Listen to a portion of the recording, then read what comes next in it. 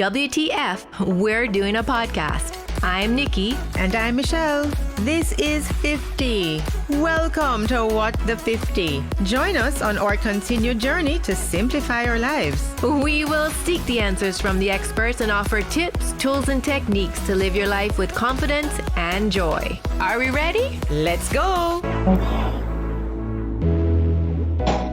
So here we are today, Michelle. Yes, here we are today. It's in March. March. Unbelievable. We're already in March. And we wanted to celebrate International Women's Month. Day. Yes. Well, Women's Month. Right. Yeah. It's a day, March 8th, but we were going to celebrate the month. We will for sure. And we have someone super special on today. I know. And she is a senior lecturer in international relations and an associate dean in the Faculty of Social Sciences. And I'm going to add to that, she has been my friend for decades. Welcome, and Tallulah Bassiani. Don't age yourself, Dominic. Just the other day. Nursery, but we weren't. Okay. We've been friends for decades. Hi, Happy to have you on. much. Thanks for having me. It's been a long time coming and well overdue. Thank you so much. Nothing time is my darling. Exactly. Yes. And I think this is the perfect month and the perfect timing. And my words for this month is divine timing, right? And that's exactly what it is. Welcome, Lisa. Thank you. Thank you so much for having me. Of course. So today we're going to talk about your journey. And you wear so many hats.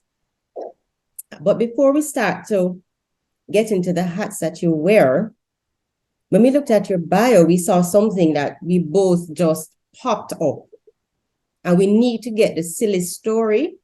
And I don't think it's silly. It's no, but she said it was good silly. Story. No, she said it was silly, but I'm sure it's a good story. But we want to get the story behind Tallulah goodaz. Let us start off with that.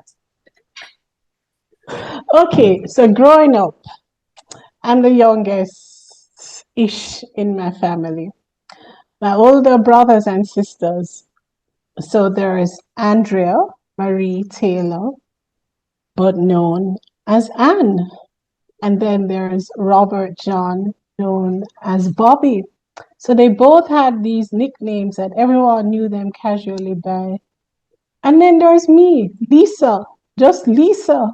No pet name. No pet name. No pet name. So for years, I had a complex of not having a special name that I wasn't, not a complex, but I'm like, he's Bobby, she's Anne, and I'm just Lisa. Mm-hmm. So there was a movie.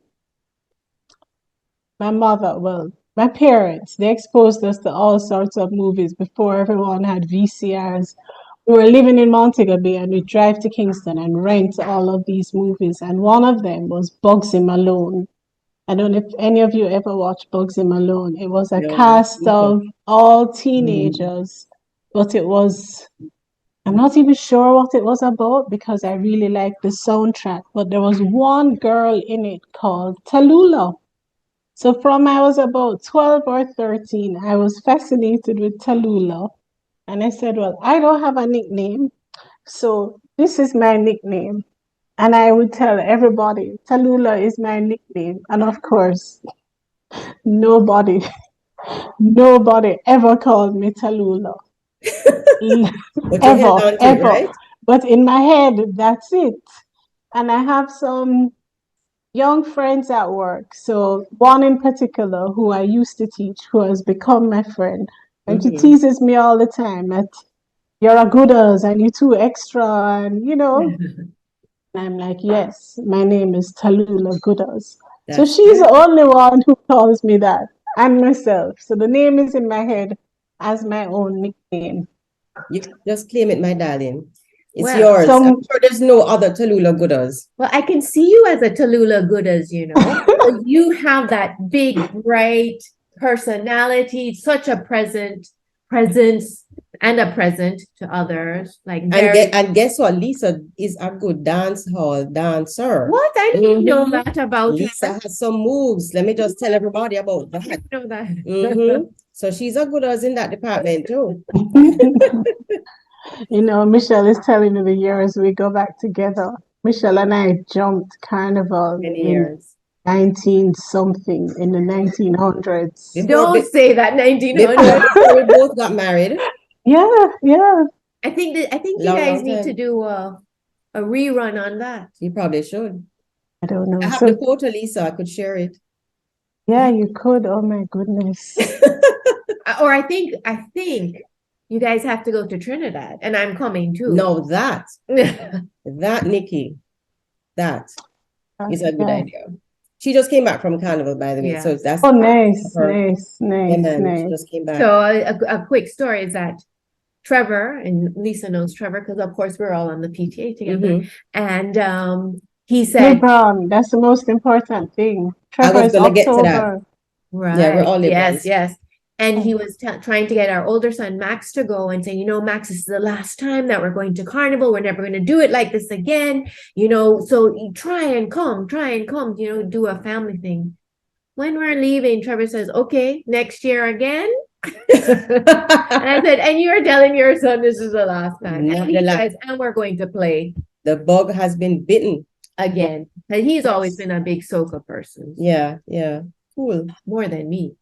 Yeah. So Lisa, some of the hats that you wear: wife, mother, lecturer, plant mom. Oh, that's a nice story. The So let's plant start mom. with the wife. She was excited about the plant mom. I know. We're So gonna we'll get to get that. there. Yeah, so the wife, I guess I've been a wife for almost, my goodness, this year, Stephen and I celebrate 23 years. Wow. Congratulations. Congrats. Yeah, thanks. It has been a wild ride, very fulfilling. And I'm not going to give it a glossy, oh, it's been so perfect. And I found my We perfect, feel you. my We know. Yeah, perfect Lisa life will keep it real. partner. And I know I'm far from perfect too. So, but it has really been fulfilling. So we've been married. Many people know, I like to tell the story at first, especially to my students, because I think it's so scandalous when I tell them I married my professor. Okay then. But we didn't get married when he was my professor. We met at UE while I was working as a teaching assistant, and he was lecturing. But he had also taught me in my master's program. And we have been together. We have been married for 23 years with these two wonderful boys. One who is sitting out of reach of the camera, Dominic, wondering what on earth is she calling my name for, and Sean. We've had so many experiences, working in the same department, navigating that. Mm-hmm. We went to Cambridge University for a year shortly after we got married. That was like the best, and there's so many experiences I have that have been like the best and worst of everything. So Cambridge was wonderful to be exposed to, the whole life in the UK and access to London and all of these things. But I also had a miscarriage when I was there, and that was a hard experience, So it was a wonderful year, but it was punctuated that for me, that's what I remember the most. But I also remember traveling to Jamaica the day afterwards to have an MPhil defense. I do not know where I had the strength to do that, to travel the day after, get to Jamaica and present a conference on, it was on my early research days of my PhD topic. And I showed up. I don't know how I did it. Only but a I did woman. it. Yeah. The strength of a woman. Right. So you were in Cambridge for you or for your husband? No, it wasn't me.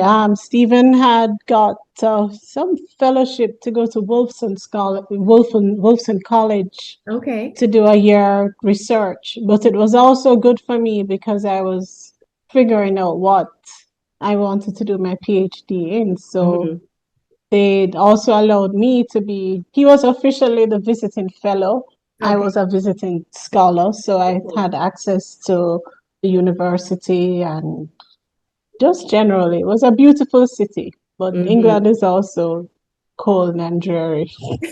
But you love that you have always been one that have loved travel and those experiences. Because if I remember something about you, you did that year, the Rotary year away. Was it in Switzerland? Where were you? That's the exchange program. The It's the exchange exchange So, program. program. so Yes. I've done two different things. There's one that so you both know mommy died a few months ago, and in going through her things, my older sister, Andrea, found a picture, newspaper clipping of me presenting something to the then Governor General. Um, I was head girl at St. Andrew High at the time. But shortly after that, I went on a trip to represent Jamaica to Switzerland. That was through Rotary. Okay. And they had two young people from all over the world go to Switzerland to celebrate, I think it was 500 years as a Confederate. But before that, I spent a year in Sweden as an exchange student. Okay. Right. I got it mixed up. Okay. Yes. So I had seen an advertisement. I think I was on vacation in New York when I was 14, and I saw something on TV about AFS intercultural programs, and all of this information was there. And I said, I'm going to do that. And I came home and I told my parents, I'm going on this exchange program. I don't know how, but it's going to happen.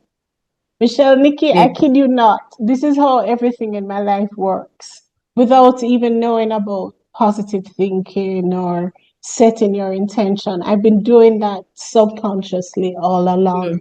So Mm-hmm. at the time, we lived in Montego Bay, but we moved to Kingston. And when I was at St. Andrew High, we had the coolest head girl, Ruth. Ruth spoke to us about coming back from Spain. Ruth Wade, she's now Ruth Wade Quaka, I think. She had just come back from an exchange program in Spain, and she was telling us, you have to be careful with languages because I thought Spanish was easy, and I was trying to tell someone that I felt embarrassed. This is Ruth telling The the story. whole school, and she said, Estoy embarazada, thinking that that was embarrassed, but it really means I'm pregnant. So Oh she dear. also piqued my interest in this program. Some people came and spoke to us about it at St. Andrew High. I was 16 years old. I applied and they said, so where do you want to go? Most people were going to the US, Canada, Mexico, I think was an opportunity. And I said, where has no one ever been? I want to Yeah. go where I would never go in my wildest dreams. And they said, we have an opportunity for Sweden. We've never sent anyone to Sweden. And I said, yes, I'd like to go. And I went to Sweden, and that was, you have to interview me twice for that. There are so many dots that connected with Sweden. So I landed in a family similar to mine because, they have social workers and they interview you and try to place you in an environment you're comfortable with. I went to Sweden, having just finished sciences. I wanted to be a pediatrician. I landed in a liberal arts program in Sweden, and a whole different world opened up for me. So I ended up coming back and doing languages and economics and then international relations. But the best part of that year was my family. Mama, my host mother, Papa, and then I had two siblings, three. Christina, who had also just come back from Australia, and my brothers, Johan and Olaf, who had also been to the US on the same program. So they were very receptive to having me there.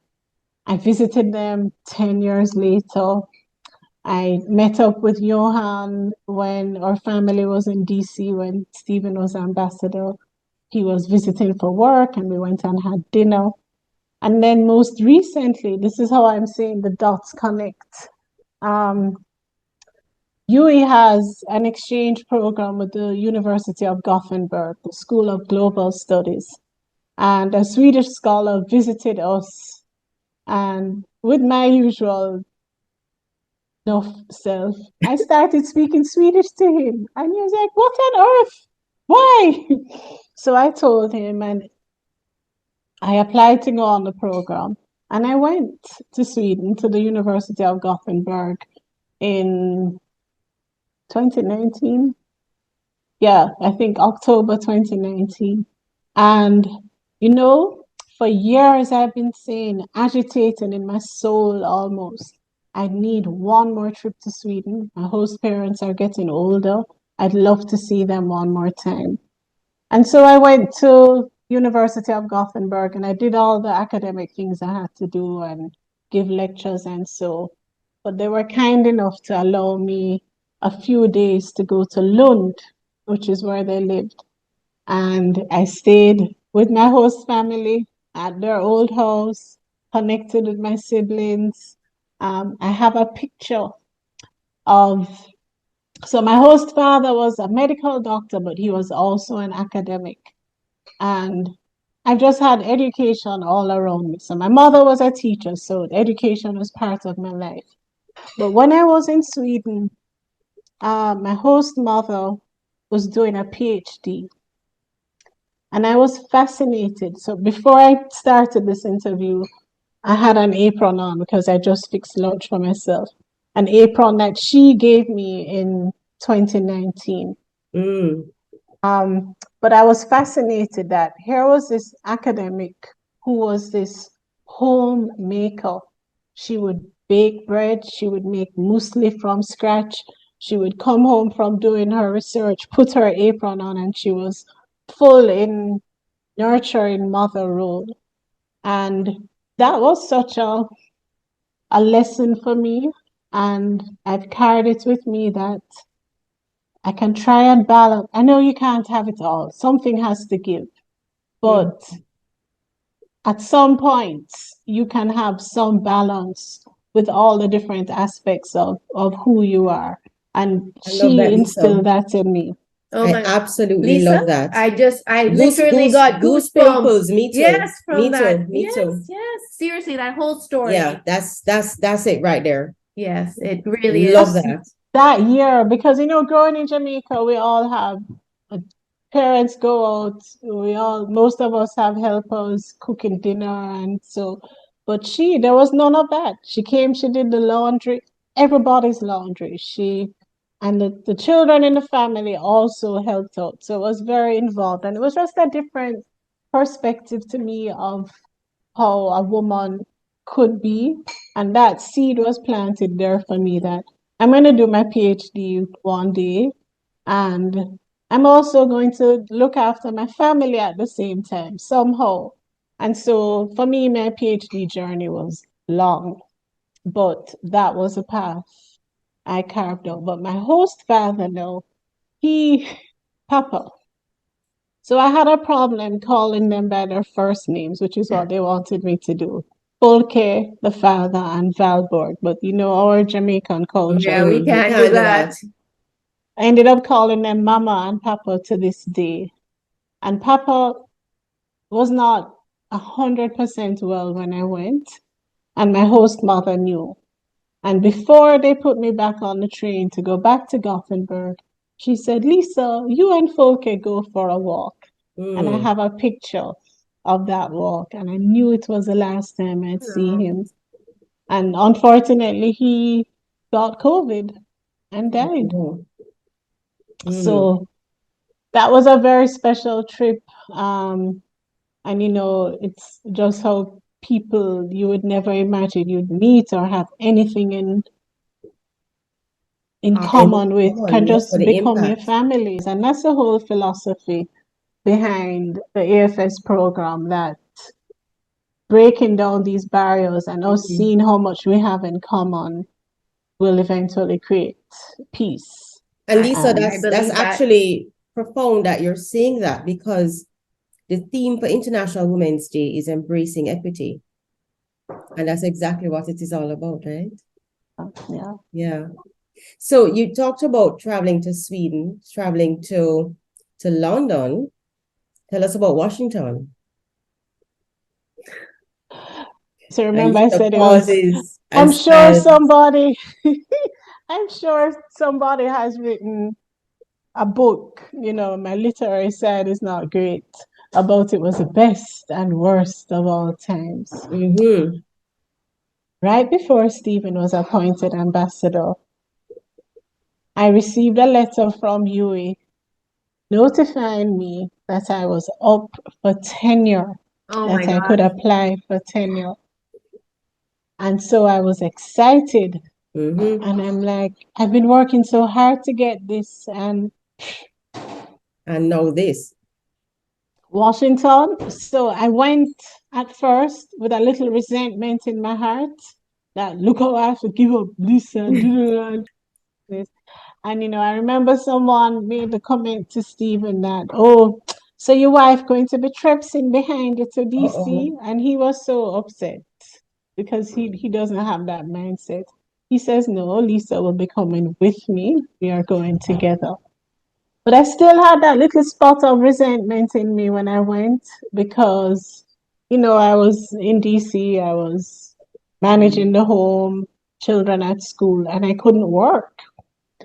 And especially because of the field I'm in, some other ambassadors manage to find work for their spouses, but I'm in international relations. So if I thought I'd have to censor so much of what I said, just, because Of course. of the sensitivity of some of the issues.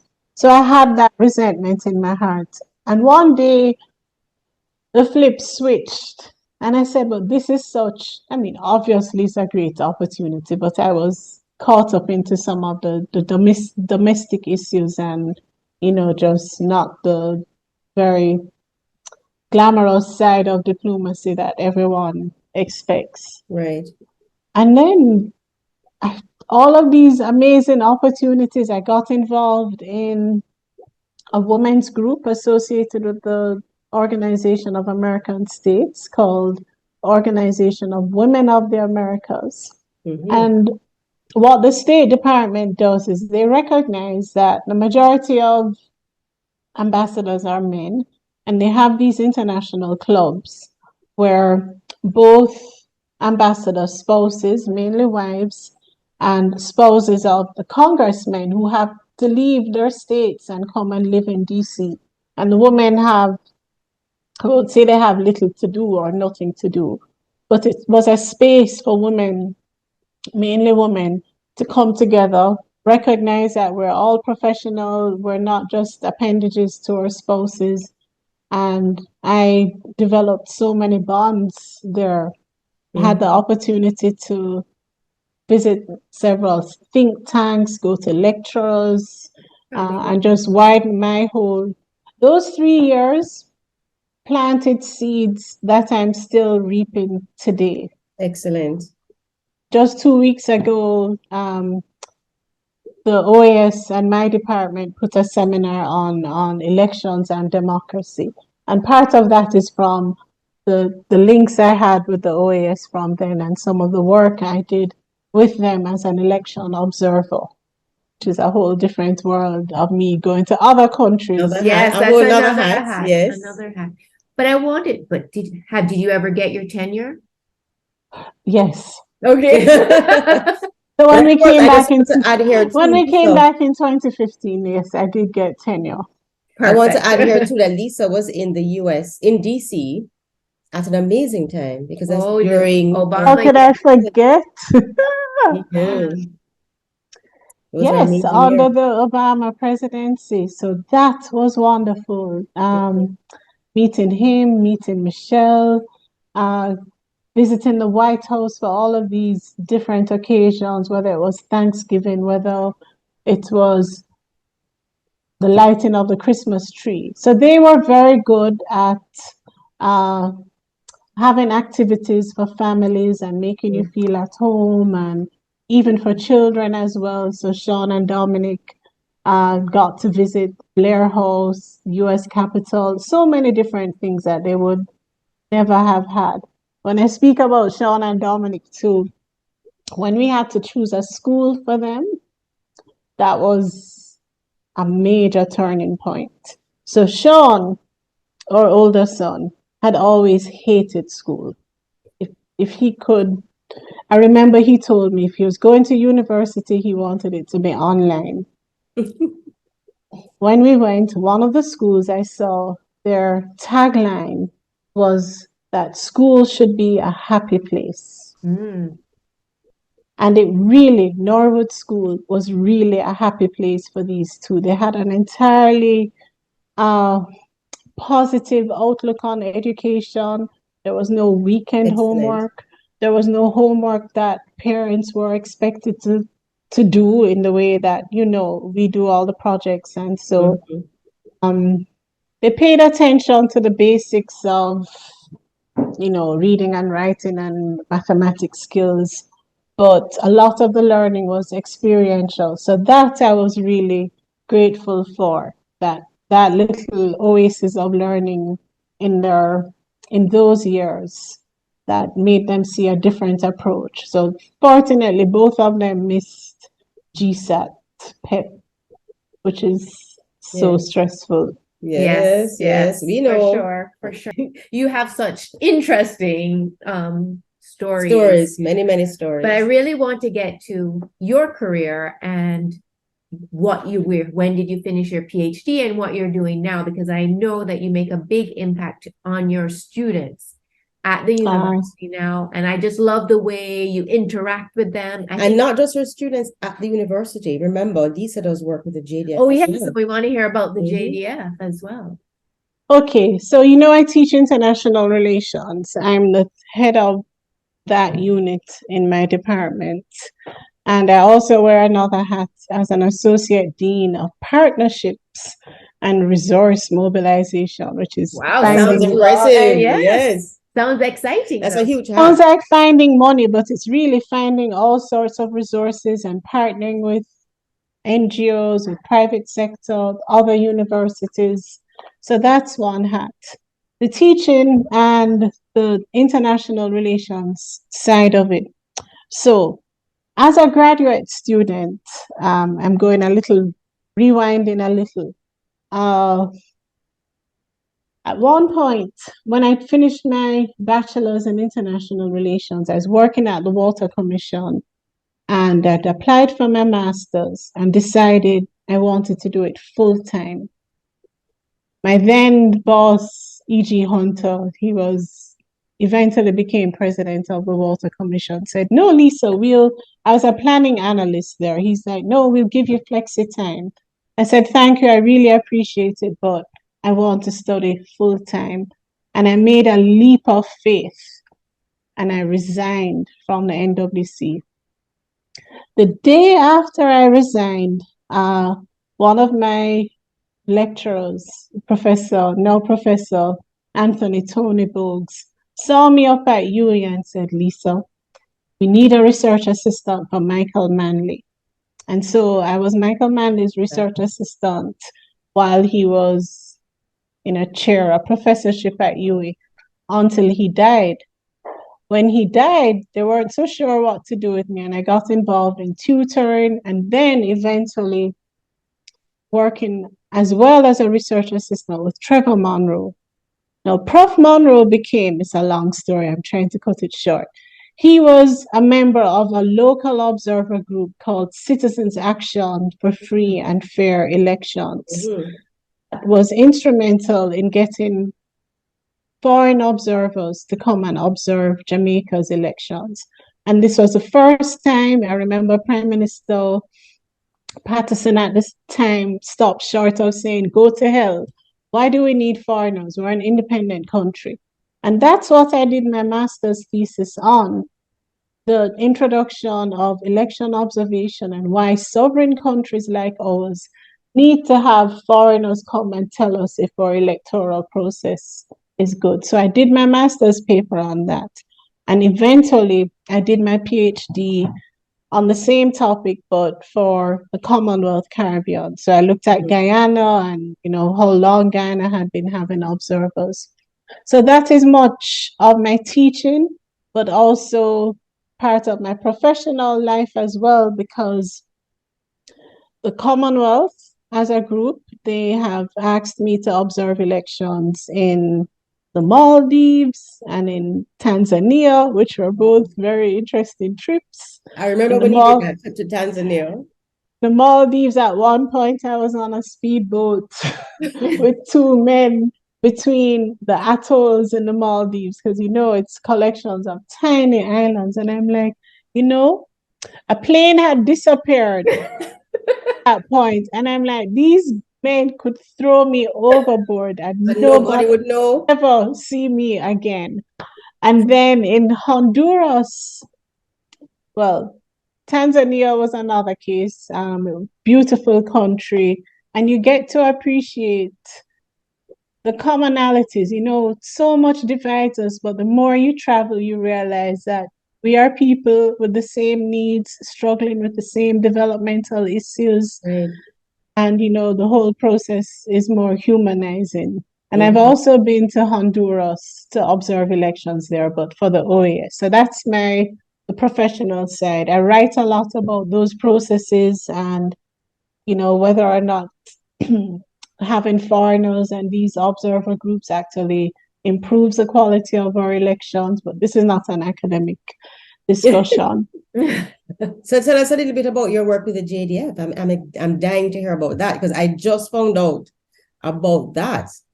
So this is as an adjunct lecturer in their they have a program. Remember, their senior officers, there was a time when they had to go to Sandhurst to do training. Well, I think that program has been put on pause, and Caribbean Military Academy has now been established with support from the Jamaican government, British government, and a few others, with the goal that training that they used to go to Sandhurst or the Royal Military Academy in Canada can be done locally. So myself and a few other colleagues from UA and elsewhere are part of that program, and we do the academic training of these officers so they understand, we hear all these things about human rights and how the security forces are operating, but they as officers also need to know some of the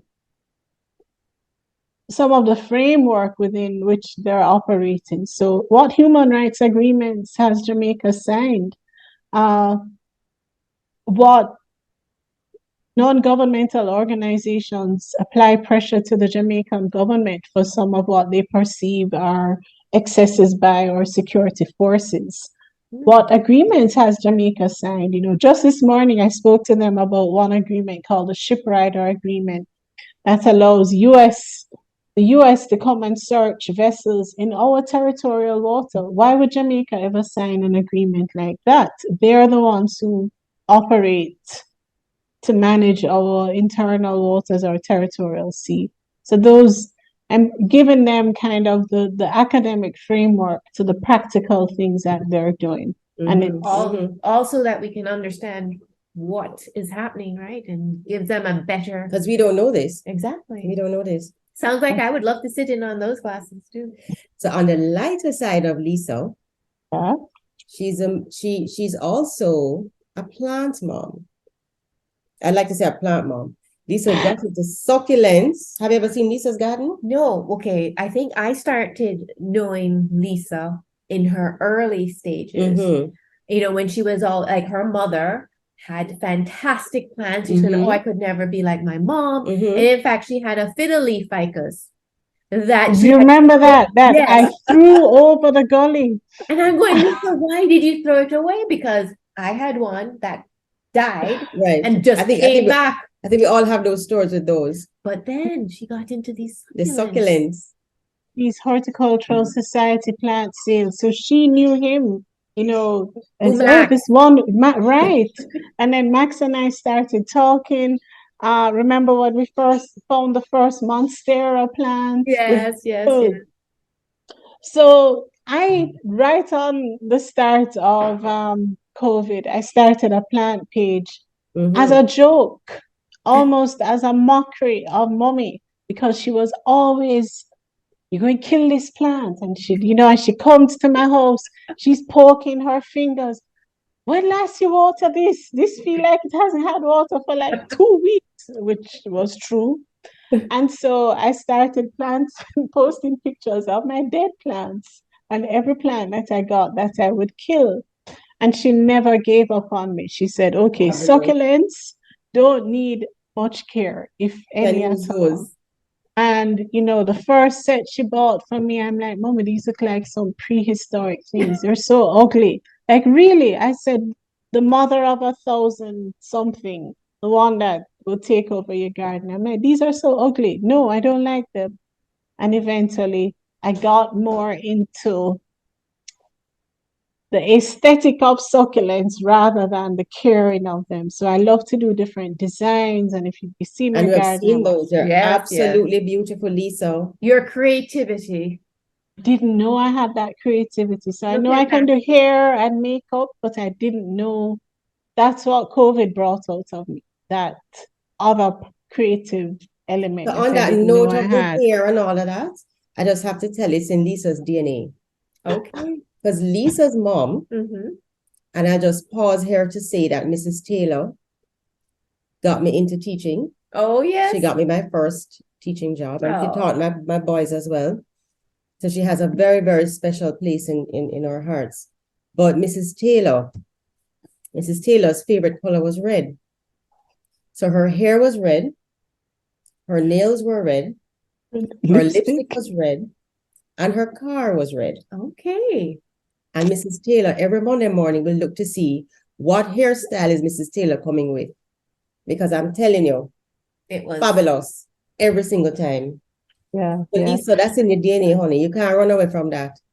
Thanks. Mommy would see me and why didn't you put on lipstick? Or, I'd have this very muted makeup, no makeup look. And she's like, no, you need a little rouge. Like, Mommy, nobody says rouge anymore.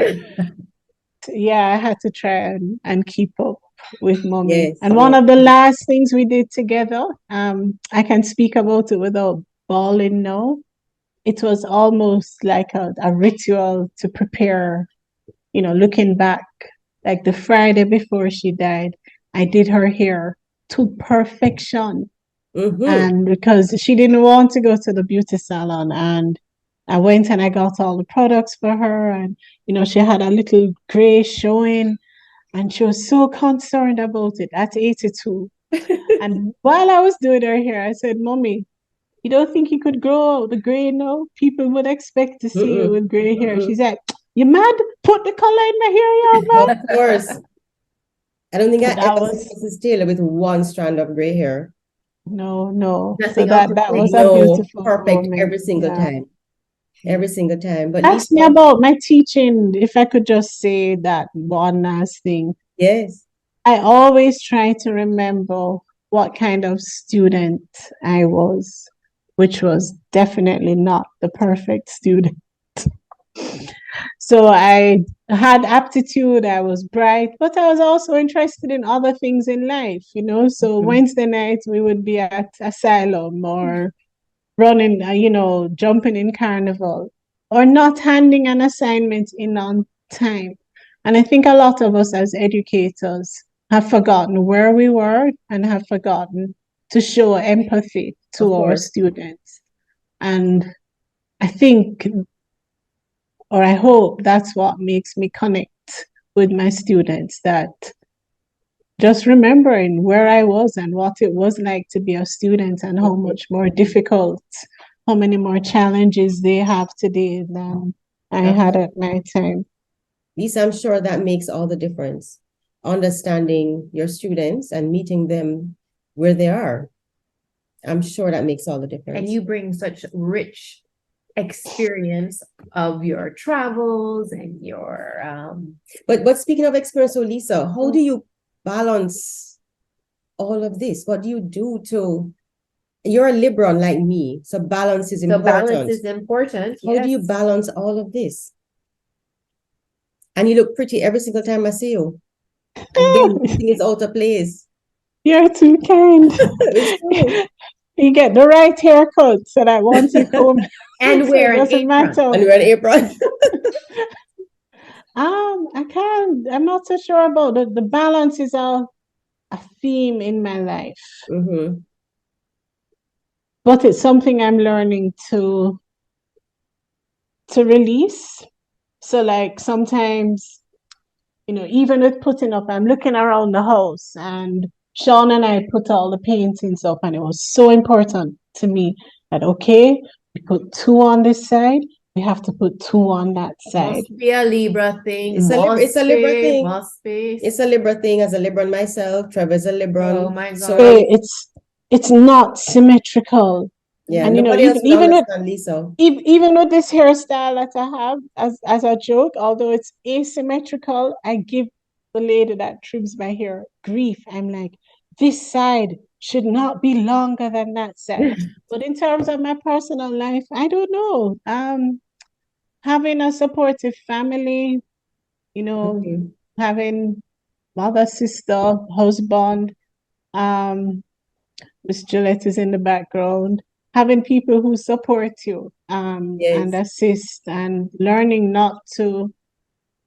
I think as a one-time youngest child, I used to try to do everything myself Mhm. and not ask for help. I'm just trying to do everything alone. I'm learning to ask for help when I need Yes. it, and realizing that it's okay to just let some things go sometimes. I'm actually learning that too. Put aside your Yeah, perfectionist I'm tendencies. learning Yes. that slowly but surely. And as we get Yeah. older, I think we just literally can't manage everything as we would like to. And it's Exactly. okay. Yeah. Okay. And then sometimes you give more focus. So balance doesn't mean that everything is happening perfectly at the same time. Sometimes you put 2 things on the burner while you're working on one. So I'm Right. thinking professionally. Sometimes I'm this wonderful teacher to the detriment of publishing. And if you don't publish in the academy, you're not going to be promoted. So it's always this tenuous, it's always a balancing act. Even if I try to say I'm not trying to balance, but balance for me these days doesn't mean that everything is happening perfectly. It Right, means that I've learned to recalibrate some things. when necessary. Yes, of course, of course. And that's a life lesson for all of us, right? For sure. And we haven't even gotten, so we're definitely going to have her back on Part because two. we haven't even had a chance to talk about motherhood. Oh boy. Boys. And guess what? We all have boys. You have Yes, 2. 2 Nikki boys. has 2. I have 2. Boy, Yeah. unite. Yeah. And this being a mother of boys also helps me with being a teacher because the minority of our students, there are fewer young men in the classroom. We have to think carefully about our teaching methods subconsciously. Sometimes they're geared towards women in the class. Boys may not participate in the same way. And if we have time, do we have time for me to tell you one little story? Sure, absolutely. So before COVID, I had a young man in one of my classes, well dressed, girls love him off and everything.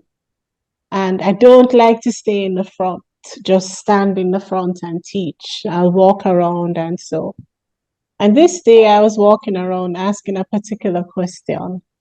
And when I got to him, he answered me with a repressed aggression, like, no, miss, not ask me anything today.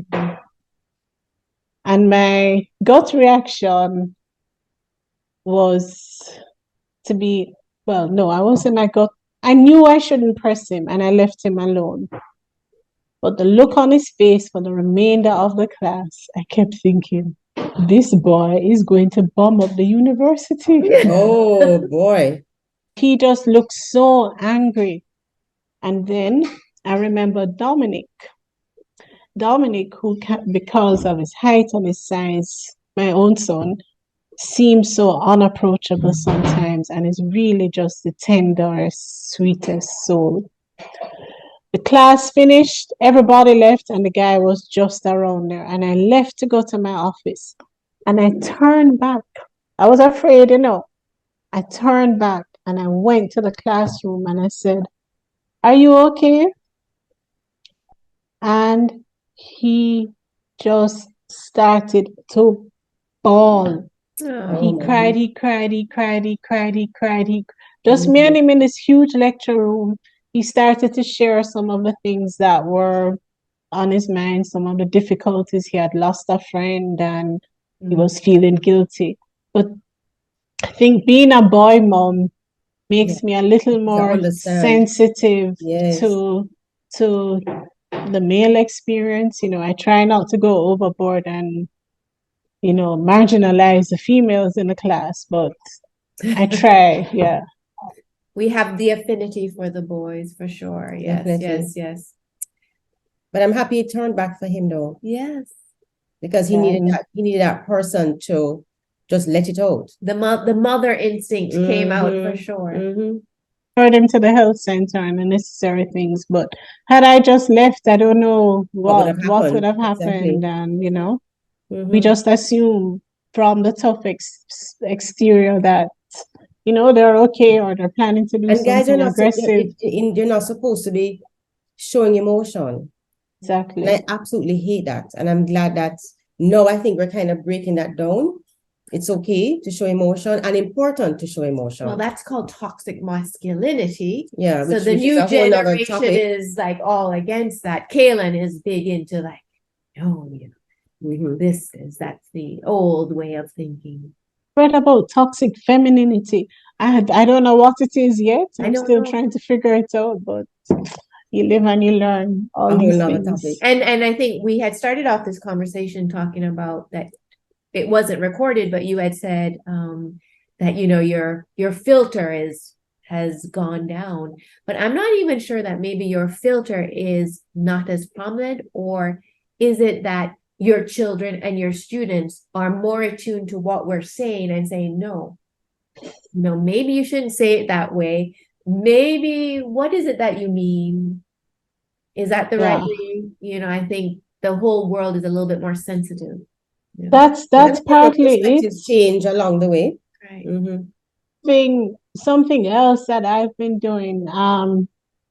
So my family members, not my immediate, not my husband or children, but my mother and my big sister would call me Mother Theresa behind my back. They never told me for years. And it was really mocking me because every time they called me with a negative situation or to say something, this person did this and that, I would say, but maybe they were going through something. And they had this impression of me being this goody two shoes and, oh, Lisa's always seen good, and mocking me and calling me Mother Teresa.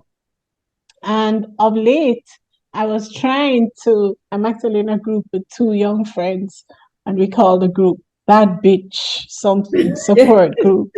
And their only goal in life is to toughen up Lisa so she doesn't see Kavita and Michelle, so that I can stop being this way. And the other day I just said, screw this. I am who I am. And it takes so much energy out of me to be other than I am, that I'm like, I'll be my Mother Teresa, and far from perfect. But guess what? Yeah, but guess what though, Lisa? You're one of the most authentic friends that I have. And how you are today is how you were decades ago. Yeah. Yes, you have some letters behind your name, and you have your children and your husband, and you have achieved a lot. And but your core has remained the same. Thanks, Still Michelle. the Tallulah goodaz? Still Tallulah. That's the other side. Oh, that's the other side. That's okay. the alter ego. Anyhow. This has been That's fun. because That's been great. the Tallulah goodaz is because I was a good student, but I always, as a girl, as a teenager, I always wanted to prove that I wasn't so bright. You know, I tried for many years to dumb down part of me, and so, you know, I'd be accepted more. And he says, "Not this nerd," and so, Trying to be cool. right, trying to be Yeah, cool. So yeah. that's part of the Tallulah goodaz vibe as well. But after a while, I learned, you know, Stand in your own light, right? This is who I am. yeah. But thank you so much, Lisa. Thanks, Lisa. It's been a pleasure. Anytime again. Of There's going to be course. part 2. Of course, because we Gonna have do so part much 2. more to talk about. Thanks, my Right, friend. Niki. Thanks, Michelle. All Thank right. you too. Okay, take care. Thanks for tuning in to this episode of What the 50. Please show your love and encouragement by sharing, subscribing, and leaving a review wherever you're listening. And don't forget to like and follow us on Instagram. And please join our active Facebook group at what.the50.